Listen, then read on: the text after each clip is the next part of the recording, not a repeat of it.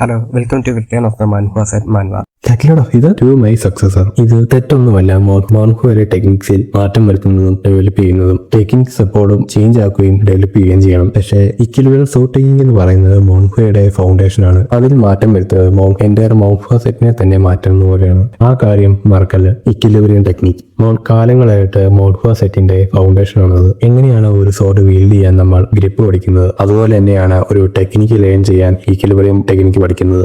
പക്ഷേ set leader കാലം മാറി. നമ്മളിപ്പോഴും ഇക്വിലിബ്രിയം ടെക്നിക്ക് യൂസ് ചെയ്യുമ്പോഴും ഇക്വിലിബ്രിയം ടെക്നിക്ക് മാസ്റ്റർ ചെയ്യാൻ ടൈം എടുക്കുന്നുണ്ടല്ലേ എല്ലാവരും ചേർന്ന് ഇക്വിലിബ്രിയം ടെക്നിക്ക് ക്രിയേറ്റ് ചെയ്ത്. അതുകൊണ്ടാണ് നിന്റെ അടുത്ത് ഞാൻ ഒപ്പീനിയൻ ചോദിക്കാൻ വന്നത്. ഈ പറഞ്ഞ പോലെ തന്നെ ഇക്വിലിബ്രിയം ടെക്നിക്ക് പാടായതുകൊണ്ടാണ് നമ്മൾ ട്രൂ ഇക്വിലിബ്രിയം ടെക്നിക്ക് ക്രിയേറ്റ് ചെയ്തത്. പക്ഷേ അതിന്റെ ഒപ്പം തന്നെ ഇമ്പോർട്ടന്റ് ആണ് നമ്മുടെ ആൻസിസ്റ്റേഴ്സിന്റെ വാക്കുകളും. എല്ലാ സെറ്റും അവരുടെ ആൻസിസ്റ്റേഴ്സിന്റെ ആ വഴിയാണ് പിന്തുടരുന്നത്. അങ്ങനെയുള്ളപ്പോൾ ഈ ആൻസിസ്റ്ററിന്റെ ഈ വാക്കുകൾ എങ്ങനെ തിരസ്കരിക്കാൻ പറ്റും? നിനക്കാണ് ഡിസിബിൾസിനെ ട്രെയിൻ ചെയ്യുന്നതിന്റെ ചാർജ്. അതുകൊണ്ടാണ് ഇങ്ങനെ ഒരു തീരുമാനം എടുക്കുമ്പോൾ നിന്റെ ഒപ്പീനിയൻ ഞാൻ ചോദിച്ചത്. എന്റെ ഓണസ്റ്റ് ആയിട്ടുള്ള ഒപ്പീനിയൻ പറ. യുവനാണ് അവിടെ നിന്ന് ആലോചിച്ചിട്ട് പറയുക. ലീഡർ, നമ്മൾ true equilibrium of technique create ചെയ്യാൻ തന്നെ കാരണം നമ്മുടെ അടുത്ത് ടൈം ഇല്ലാത്തതുകൊണ്ടാണ്. അതിന്റെ ഒപ്പം തന്നെ ഈ സെറ്റ് എപ്പോ വേണമെങ്കിലും തകർന്നും പോകുമായിരുന്നു. അതുകൊണ്ട് നിങ്ങളുടെ അടുത്ത് ചോദിക്കുകയാണ്, ഇപ്പോൾ മാൻഹുവ സെറ്റിന് ഒരു ഫ്യൂച്ചർ ഉണ്ടോ? ഫ്യൂച്ചർ നമ്മുടെ സിറ്റുവേഷൻ എല്ലാം ഇപ്പോൾ കുറച്ച് മാറ്റം വന്നു. ഇപ്പോഴത്തെ സ്ഥിതി കുറച്ച് മെച്ചപ്പെട്ടു. എന്നാലും നമുക്കുണ്ടായിരുന്ന ഒരു പ്രോബ്ലം മാത്രമാണ് സോൾവ് ചെയ്തേക്കുന്നത്. ഇനിയും കുറെ അധികം പ്രോബ്ലംസ് നമുക്കുണ്ട്. അതുകൊണ്ട് തന്നെ എനിക്ക് ആ ക്വസ്റ്റ്യൻ ആൻസർ ചെയ്യാൻ തരാൻ പറ്റും തോന്നുന്നില്ല. അങ്ങനെയാണെങ്കിൽ ഞാൻ അഗൈൻസ്റ്റ് ആണ്. ഇനി എന്തുകൊണ്ടാണ് അങ്ങനെ പറഞ്ഞത്? കാരണം ഇത് അത്ര ഈസി അല്ല. എന്തായാലും ഈ ട്രൂ ഇക്വിലിബ്രിയം സോർട്ട് ടെക്നിക്കും ഇക്വിലിബ്രിയം സോർട്ട് ടെക്നിക്കും ഒരേ റൂട്ടിൽ നിന്നാണെങ്കിൽ പോലും അത് കംപ്ലീറ്റ്ലി ഡിഫറെന്റ് ആണ്. അതിന്റെ ഒപ്പം തന്നെ അവർ ഈ ട്രൂ ഇക്വിലിബ്രിയം സോർട്ട് ടെക്നിക്ക് പഠിച്ചു കഴിഞ്ഞിരിക്കുന്നു. അതുകൊണ്ട് നമ്മൾ ഈ സോർട്ട് ടെക്നിക്ക് അവരെ പഠിപ്പിക്കുകയാണെങ്കിൽ അവർക്ക് ഒരു ഗുണവും ചെയ്യില്ല. പിന്നെ ഇക്വിലിബ്രിയം സോർട്ട് ടെക്നിക്കിന്റെ മോസ്റ്റ് ഇമ്പോർട്ടന്റ് എന്ന് പറയുന്നത് തന്നെ സ്ട്രോങ് ആയിട്ടുള്ള ലോവർ ബോഡിയാണ്. അതിന്റെ ഒപ്പം തന്നെ സീരിയസ്നെസ്സും ഇപ്പോൾ ഒരുപാട് താമസിച്ചു പോയി. ഒരു ഇക്വിലിബ്രിയം സോർട്ട് ടെക്നിക്കിന്റെ മോസ്റ്റ് ഇമ്പോർട്ടന്റ് ആയിട്ടുള്ള കാര്യം എന്തെന്നാണ് നീ പറഞ്ഞത്? ഒരു സ്ട്രോങ് ആയിട്ടുള്ള ലോവർ ബോഡി, പിന്നെ സീരിയസ്നെസ്. യുവാനാണ് ഒന്ന് ആലോചിച്ചിട്ട് അപ്പുറോട്ട് തിരിഞ്ഞു നോക്കി. സ്ട്രോങ് ആയിട്ടുള്ള ലോവർ ബോഡി, പിന്നെ സീരിയസ്നെസ്. കണ്ടിട്ട് അവര് ശരിക്കും നല്ലപോലെ ട്രെയിൻ ചെയ്തെന്നാണ് തോന്നുന്നത്. ഞാനിത് ആലോചിച്ചിട്ടേ ഇല്ലായിരുന്നു. എന്നിട്ട് യുവാനാണ് നമ്മുടെ MC-നെ ഒന്ന് പെട്ടെന്ന് നോക്കിയിട്ട്, ഇതിന് കാരണം സില്ലിയല്ല. ഒരു നിമിഷം, എനിക്ക് ആ കുട്ടിയോടൊന്ന് ചോദിക്കാനുണ്ട്. ആ കുട്ടിയോടോ? ചൂമിങ്. യെസ്, ഇങ്ങോട്ട് വന്നേ. എനിക്ക് നിന്നൊരു കാര്യം ചോദിക്കാനുണ്ട്. Yes sir. Slow, high, fast, certain. ഇതിലേതാണ് ഇപ്പോൾ മാൻഹുവയ്ക്ക് ഏറ്റവും അത്യാവശ്യമായിട്ട് വേണ്ടതെന്ന് എനിക്ക് തോന്നുന്നത്? എനിക്ക് തോന്നുന്നു ഹൈ ആണ് ഏറ്റവും ഉചിതമായ ആൻസർ ഉള്ളത്. നിനക്ക് എന്തുകൊണ്ട് അങ്ങനെ തോന്നുന്നത്? അതിന് കാരണം മാൻഹുവ സെറ്റ്. കാരണം മാൻഹുവ സെറ്റ് എന്നല്ലേ? ഇതിപ്പോൾ വേറെ ഏതെങ്കിലും സെറ്റ് ആയിരുന്നെങ്കിൽ കറക്റ്റ് ചോയ്സ് എന്ന് പറയുന്നത് വേറെ എന്തെങ്കിലും ആയിരിക്കും. പക്ഷേ മാൻഹുവ സെറ്റിന് അതല്ല. പണ്ടത്തെ ആ പേരും മേന്മയെല്ലാം തിരിച്ചു കിട്ടണമെങ്കിൽ നമ്മൾ റിയാലിറ്റി ആയിട്ട് കോംപ്രമൈസ് ചെയ്യണം. ഇവൻ യുവാന്റെ വേർഡ്സിലെ മീനിങ് മനസ്സിലാക്കി അതിന് കൃത്യമായിട്ട് ആൻസർ പറയുന്നു. നീ പറയുന്നത് നമ്മൾ കോംപ്രമൈസ് ചെയ്യണമെന്നാണോ? കാരണം നമ്മൾ മാൻഹുവ സെറ്റ് ആയത്. അതാണ് എനിക്ക് തോന്നുന്നത്. ശരി, നിനക്ക് പോവാം. നാണക്കേട് തോന്നുന്നില്ലേ?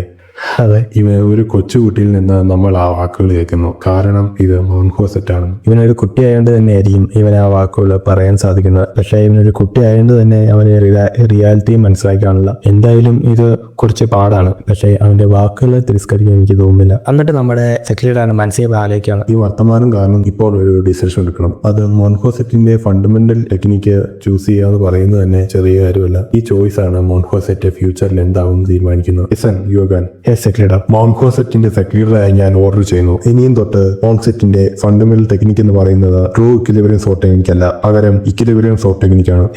അതിന്റെ ഒപ്പം തന്നെ മറ്റു ടെക്നിക്സ് നമ്മൾ വേണോ വേണ്ടയോ എന്ന് ആലോചിക്കും.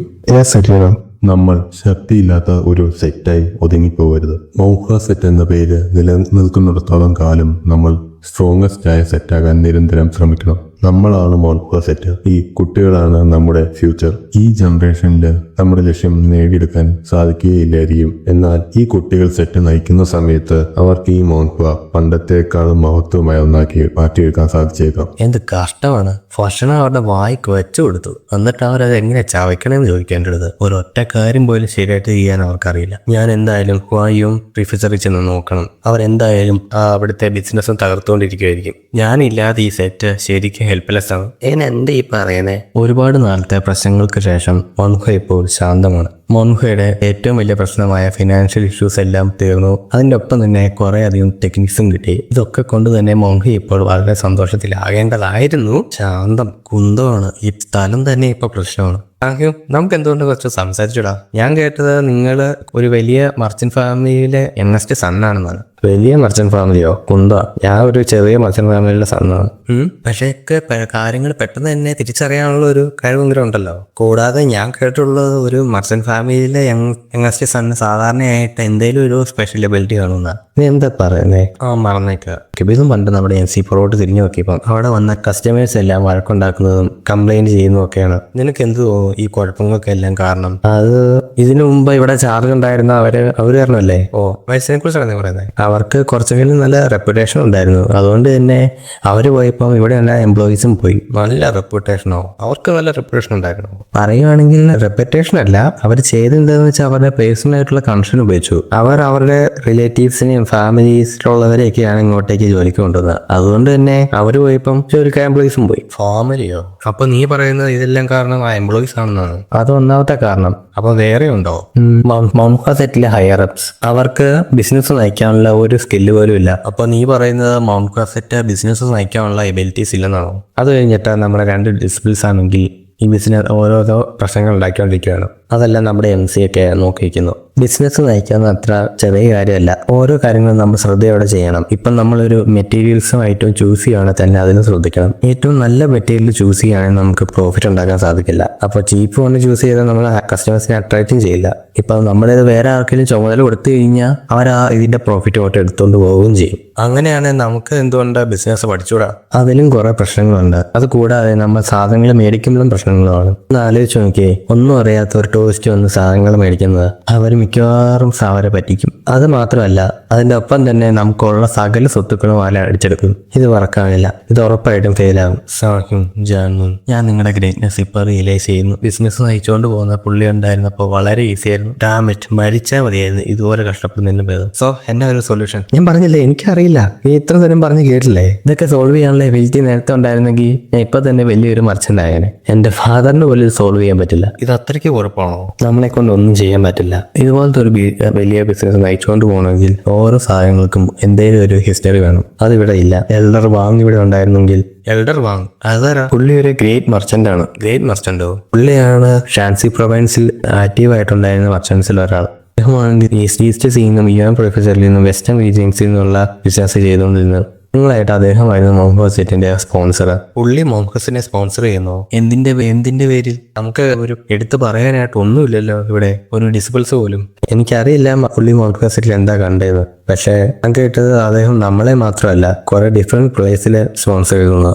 എന്തായാലും അദ്ദേഹം ഇവിടെ ഉണ്ടായിരുന്നെങ്കിൽ ഇത്രയും പ്രശ്നമൊന്നും ഉണ്ടാവില്ലായിരുന്നു. നമുക്ക് അദ്ദേഹത്തിനോട് എന്തെങ്കിലും അഡ്വൈസ് ചോദിക്കുകയും ചെയ്യായിരുന്നു. അതിനർത്ഥം പ്രോബ്ലം സോൾവ് ആയെന്നല്ലേ? നമുക്ക് എന്തായാലും പുള്ളി എടുത്ത് സഹായം ചോദിക്കാം. നമ്മളെ കൊണ്ട് പറ്റില്ല. പുള്ളി കുറെ നാളുകളായിട്ട് ഇപ്പം അസുഖത്തിലാണ്. ചില റൂമേഴ്സ് തന്നെയുണ്ട് പുള്ളിക്ക് ഇപ്പം ബോധമില്ലെന്ന്. ചൂമിയും നീ എവിടെയാ? ഞാനിവിടെ ഉണ്ട്. നീ ഇവിടെയായിരുന്നല്ലേ? ചൂമിയും നീ എത്രയും പെട്ടെന്ന് മോൺഹോ സെറ്റിലേക്ക് പോകണം. എന്താ മോൺഹോ സെറ്റോ? പുള്ളി ശരിക്കും അത്രയും പാടുള്ള മൗണ്ടൈനിലേക്ക് പാർക്കിലേക്ക് പോകുന്ന പോലെ എന്നോട് പോകാൻ പറയുകയാണോ? പുള്ളിക്ക് ശരിക്കും നാണമില്ലേ? ഇവിടെ കുറെ സ്ട്രോങ്ങും ലൈവ്ലി ആയിട്ടുള്ള സയന്റിസ്റ്റ് ഉണ്ട്. അപ്പൊ എന്നോട് എന്തിനാ പറയുന്നത്? ഞാൻ ഏറ്റവും യങ്ങസ്റ്റ് അല്ലേ? ഇവിടെ എനിക്ക് ഏറ്റവും വീക്കസ്റ്റ് ബോഡിയാണ്. അപ്പൊ എങ്ങനെ? നീ ഇവിടെ ഒന്നും ചെയ്യുന്നില്ലല്ലോ. ഞാൻ അവിടുത്തെ ആ ഫ്രണ്ട് വശമൊക്കെ തൂത്തായിരുന്നു. എന്തായാലും നിങ്ങൾ എന്തിനാണ് എന്നോട് പോകാൻ പറയുന്നത്? നീ എത്രയും പെട്ടെന്ന് ഈ ലെറ്റർ സെറ്റ് ലീഡറിനോ ഇല്ലെങ്കിൽ ഫിനാൻസ് എക്കണോമി ഏജൻസിക്കോ കൊടുക്കണം. ഇത് വളരെ അർജന്റ് ആണ്. ഡിലേ ചെയ്യാൻ പറ്റില്ല. കാരണം ഇത് യുവാൻഹോ മർച്ചന്റ് ഗിൽഡിയാണ്. അതുകൊണ്ട് ശ്രദ്ധയോടെ കാര്യങ്ങൾ ചെയ്തോണം. ഈ യുവാൻഹോ മർച്ചന്റ് ഗിൽഡിലാണ് എൽഡർ വാങ് ഉള്ളത്. MC എന്നിട്ട് ആ ലെറ്റർ കൈ മേടിച്ചിട്ട് ഞാൻ പെട്ടെന്ന് തന്നെ ഡെലിവർ ചെയ്യാം. എന്നിട്ട് മോൺഹോയിലേക്ക് പോകുന്നു. എന്നിട്ട് MC ആണെങ്കിൽ ആ ലെറ്റർ തുറന്നു നോക്കി വായിക്കുന്നു. ഇത് മർച്ചന്റ് ഗിൽഡിലെ എൽഡർ വാങ്ങിയെന്നുള്ള ലെറ്റർ ആണോ?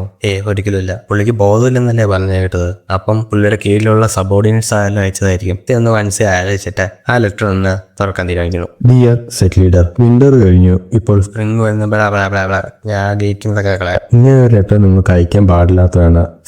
ഇത്രയും വർഷങ്ങളായിട്ടും നിങ്ങളായിട്ടൊരു കോണ്ടാക്ട് പോലും ഇല്ലാഞ്ഞിട്ട് ഞാൻ ഈ ലെറ്റർ സെൻഡ് ചെയ്യാൻ കാരണം എന്റെ അച്ഛന്റെ കണ്ടീഷൻ ഇപ്പോൾ വളരെ മോശമായിക്കൊണ്ടിരിക്കുകയാണ്. ഫാദറോ? അപ്പം മകനാണ് അയച്ചത്. നിങ്ങൾക്ക് നേരത്തെ തന്നെ അറിയായിരിക്കും എന്റെ അച്ഛനുള്ള അസുഖങ്ങൾ. പക്ഷെ കുറച്ച് ദിവസമായിട്ട് വേറെയും കുറെ സിംറ്റംസ് ഒക്കെ അദ്ദേഹത്തിന്റെ ശരീരത്തിൽ കാണിക്കുന്നു. വേറെ സിംറ്റംസോ? അദ്ദേഹത്തിന്റെ QA വിങ്സ് അൺകൺട്രോളബിളും അതിന്റെ ഒപ്പം തന്നെ അദ്ദേഹത്തിന്റെ ശരീരം ചുവപ്പ് നിറമാകുന്നു. അദ്ദേഹത്തിന്റെ കോൺഫിഡൻസ് ലോസ്റ്റ് ആയി. ഇപ്പോൾ മനങ്ങാൻ പോലും പറ്റുന്നില്ല. പിന്നെ അദ്ദേഹത്തിന്റെ നെറ്റിയുടെ അവിടെയായിട്ട് ഒരു കറുത്ത പാടും കാണുന്നു. വെയിറ്റ്, ഇത്